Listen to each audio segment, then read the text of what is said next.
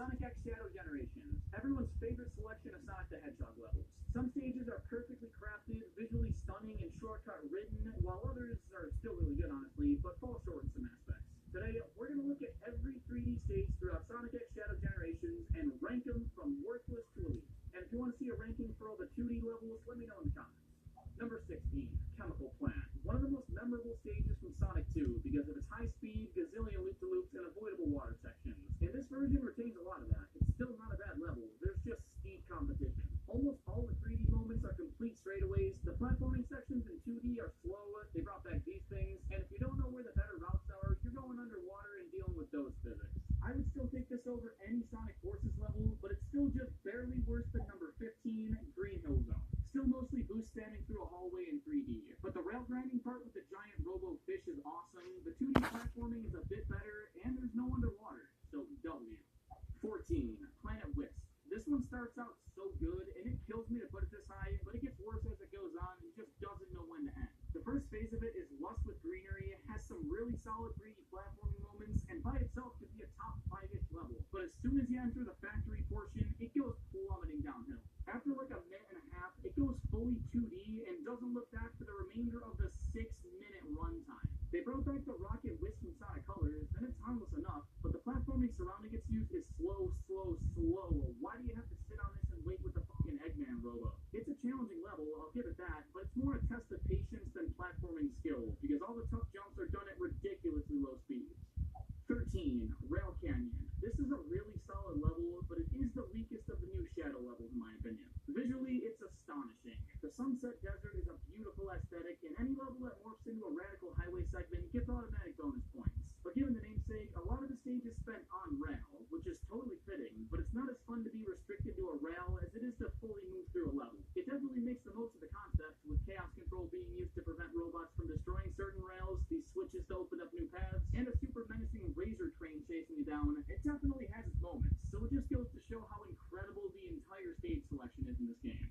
12, Radical Highway Act 1. For as hype as it was to see a recreation of Shadow's most iconic level, playing through it wasn't as good as I thought. Don't get me wrong, it's super nostalgic for me, there's tons of callbacks built into the design, and the Doom Wings being implemented is awesome. But they also just let you fly over a lot of the level's substance, and glide ahead with not a whole lot of player input. Also, the Doom Spear is relied on quite a bit, and I always just forget Shadow has that ability. And this part where you press a bunch of buttons to make more of a path appear while shooting away barrier things is just straight up terrible. I want to like this one, but it's not really my thing. And again, this is just my opinion. You're welcome to disagree, and I encourage you to share your takes in the comments. But number 11, Speed Highway. It ain't lying. This one keeps up a pretty fast pace from start to finish. That's both a good thing and a bad thing, because it feels pretty satisfying to fly through, but a lot of it is just straight lines. This whole sequence where he's running down a skyscraper is sick, and I love the reference. But it's not as impressive to see as it was back in 1999, and it's just like a 10-15 second hold boost. A lot of the levels have moments like that, but I felt it the most here. It treats it like this big, whoa, look what he's doing, but he's just chilling in a boost. Running sideways on buildings and flying through the sky holding onto helicopters is pretty rad though. 10, Seaside Hill. This isn't a super iconic Sonic stage, but graphically, it's one of the nicest looking here. The beautiful sunshiny day on the beach with the rainbows in the sky, and the return of Sonic's arch rival, the giant whale. There's a great balance of 2D and 3D platforming here, and the fact that they worked in the tri-split pathways from heroes is so cool, especially with the outcomes flipping every couple seconds, and there being a super fun racing section if you pick the fast one. Now, the classic version of this level is a completely different story, but guess what? We don't have to talk about it right now. 9, Space Colony Arc. This is easily the best introductory level in a Sonic game since City Escape. It's easy for any newcomer to pick up and have a ton of fun with, but going back after beating the game, there's still enough here to challenge and surprise you. There's so many hidden shortcuts and segments where the level opens right up and gives you handfuls of route options. And it's so good for replayability, because I want to know what they all do. And visually, this is pristine. It captures the vibe of the original Space Colony levels from Adventure 2 to a T, and with modern hardware powering it, it's a spectacle. There are these extended sequences with Black Doom that kind of drag it out, but being the first level, it had to establish the plot, so I get it. It just makes it a little longer to replay. 8, Radical Highway Act 2. Unlike the first act, which tried to feel like the original, but also used all the new abilities in interesting ways, this one goes all out to be different. All the roads are twisted and broken apart, making you run on the side of them in some cases. You've got the wings again, but now need them to fight this giant monster, and there's a billion different gliding routes that are really fun to take. The fighting are kind of anticlimactic because they're stupid easy, but from far away they look pretty scary. 7. Sunset Heights. I've made my disdain for Sonic Forces abundantly clear at this point, but they somehow turned a hallway in that game into a peak Sonic level. It's got some of the best uses of Chaos Control in the entire game, and it's got the coolest spectacle moment of possibly the entire series. Seriously, this goes way too hard. And the Doom Distorted section has these cylindrical roads that are pretty unique. The only real downside is that it's kind of linear compared to the other levels in Shadow Generations, but it had to be somewhat faithful to Forces, so I'll give it the pass. This is still bueno as hell. 6. City Escape. Based on one of the all-time great Sonic the Hedgehog stages, this revival captures all the keynotes of the original and builds on them in super fun ways. The snowboarding section has way more ramps and routes. The truck at the end now has saws sticking out, and it forces you to quick step and actually play the game instead of just holding forward. And if you know the layout, it can have the most seamless flow in the entire game. 5. Chaos Island. At first, I wasn't a huge fan of this one, but it's grown on me a ton as I've gotten more used to using the Doom Sludge. Now, I usually don't like it when gimmicky things are added to my Sonic stages, like I said about the Rocket Wisp, but the Sludge is still super interactive and allows you to swing around like Spider-Man and swim up walls. Using it in conjunction with the rest of Shadow's abilities feels so smooth. But even still, the beauty of these levels is that there's almost always a split path, so you can mostly avoid it if you don't want to use it. I feel like the skill ceiling for this level is super high, because it incorporates all of Shadow's new abilities at some point, and I'm really excited to keep exploring and getting better at it. 4. Crisis City.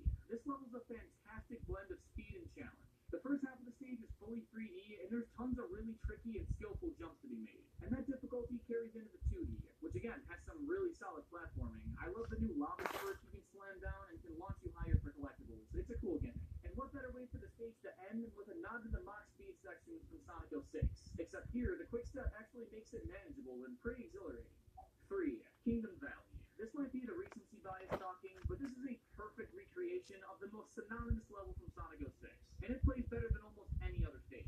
Like I said for the Space Colony, there's parts where it offers like 10 different routes, and it genuinely doesn't even feel like a linear stage. Screw Kingdom Valley, this Yoshi Valley. I've played the stage a dozen times already and still feel like I haven't seen half of it. There's these rope things to jump off that you can stomp on for extra height, and there's always a secret up top. The Chaos Control Doom Blast combo opens up a slew of new passages, and the Doom Surf spots have secrets tucked in every corner. It is so dense with alternate ways to play, and even things like the wind streams replacing the regular rails make it seem so fresh. And the return of the Eagle to carry you around made me so fucking happy. Also, like Crisis City, they brought back the Mach Speed section, and look at how far we've come.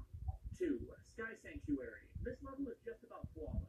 It naturally works in so many different ways to go, and the optimal route is almost always obvious, but requires a lot of skill, which is ideal. There's not many prolonged straightaways, there's a ton of opportunities to 3D platform to save time, and if you fail, there's a fun path waiting for you down below. The 2D sections are brief, and outside of the stupid button gimmick and vines to grab onto, they're great. I love the bouncy clouds they added to this level only. It's a perfect recreation of a classic stage that breathes so much new life into it that it's not one of modern Sonic's all-time greatest levels. But it's not as good as number 1, Rooftop Run, which you probably saw coming, but there's a good reason for that. This stage is one of the best from Sonic Unleashed, and they didn't do much to change it for this version. It takes place in this super lively city that's overflowing with detail, and it's absolutely gorgeous.